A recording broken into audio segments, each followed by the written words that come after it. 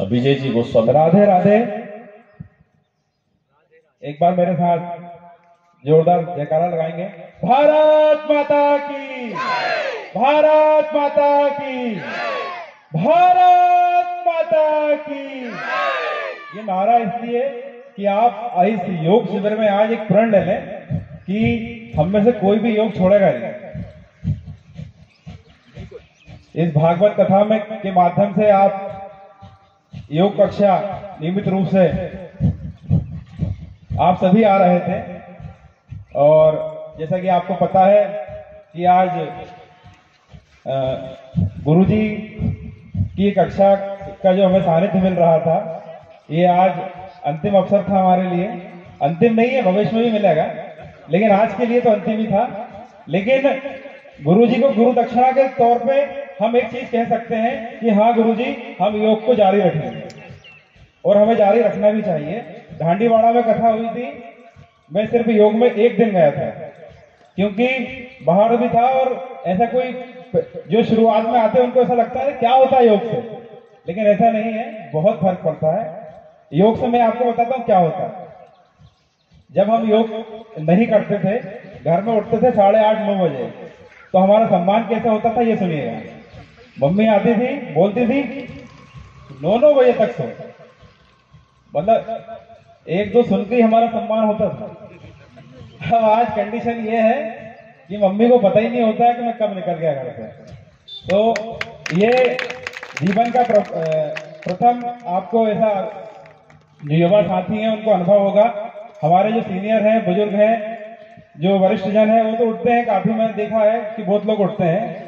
गुरुजी, कल मैं आपको बता दूं कि आपकी भागवत कथा के बाद में 12 बजे रात को घर पहुंचा कल। लेकिन एक प्रयास था कि भैया देखो 4-5 दिन रेगुलर आ गए, अपनी एब्सेंट नहीं लगवानी है, अब रोज आ रहा है, एक दिन और आना है। तो मुश्किल से 2-3 घंटे नींद आई जैसे तैसी। सुबह संतोष भैया का फोन आ गया, और देखो योग हम कैसे सीखते हैं, उसका प्रभाव कैसे होता है। संतोष भैया ने कभी जीवन में योग नहीं करा, बैंगनिया से हैं, ये दुकानदार हैं, व्यापारी हैं, बहुत कम समय मिलता है, बड़ी दुकान है इनकी, लेकिन रात को 12 बजे तक भी लोगों को सुविधा देते हैं। इसके बाद भी गुरुजी रोज 4:30 बजे उठ जाते हैं। जो शीर्षासन था, ये सबसे कठिन होता है खड़ा होना। सीधे तो सब खड़े, सीधे ढंग से खड़े नहीं हो पाते हम लोग थोड़ी देर, तो उल्टा खड़ा होना एक बहुत बड़ी बात होती है। तो संतोष भैया सिर्फ ढांडीवाड़ा वाली कथा से लेकर सिमनी मालवा की जो कथा हुई है, इस बीच में इन्हें शीर्षासन पर खड़े होना सीखा।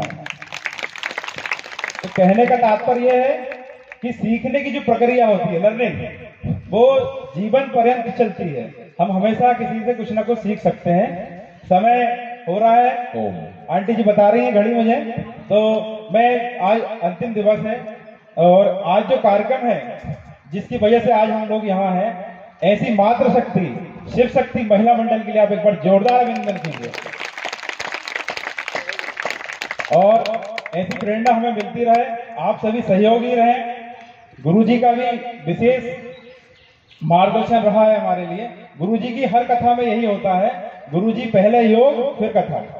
ये गुरुजी ने अपना नियम बना लिया। एक बार गुरुजी के लिए भी जोरदार अभिनंदन कीजिए।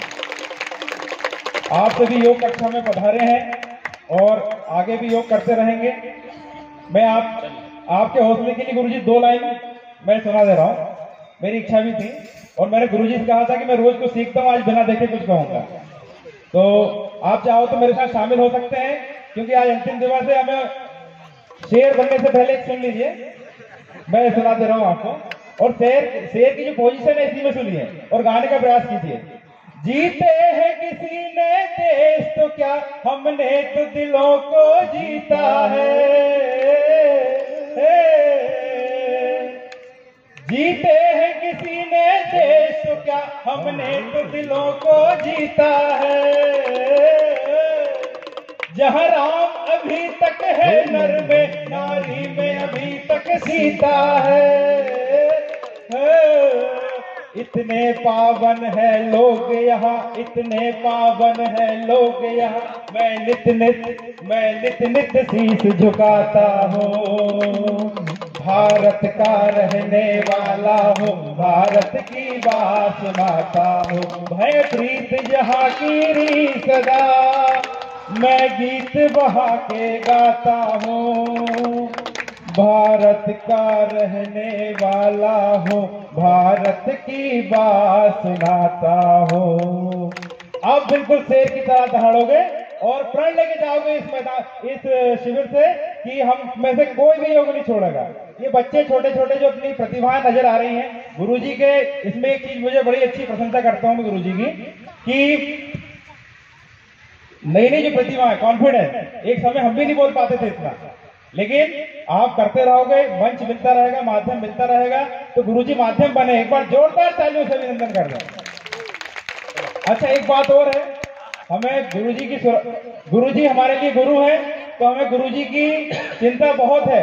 माताओं, एक मिनट रुक जाइए, मैं आपकी सुरक्षा, तो गुरुजी की सुरक्षा के लिए ये हमने घर पे ही मास्क बनवाए थे पिछले लॉकडाउन में। पिछले लॉकडाउन में हमने घर के ही मास्क बनाए थे, तो मैं घर जाके कल मैंने ढूंढे और वॉशेबल करके बकायदा लेके आया।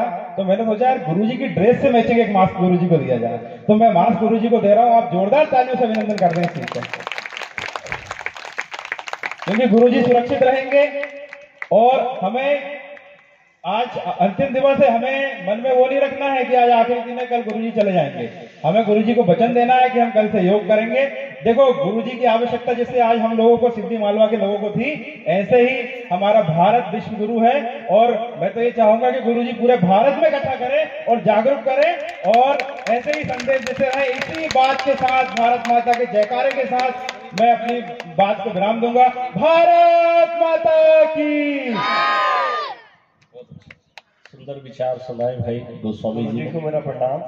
तो सबसे पहले शिव शक्ति महिला मंडल के द्वारा भागवत कथा का आज अंतिम दिन है, तो ऐसी कथा में हर साल करें। मैंने ये करा गुरुजी को बुलाओ, सभी को बुलाओ, लेकिन 10-50 लोगों से कुछ नहीं होता, कम से कम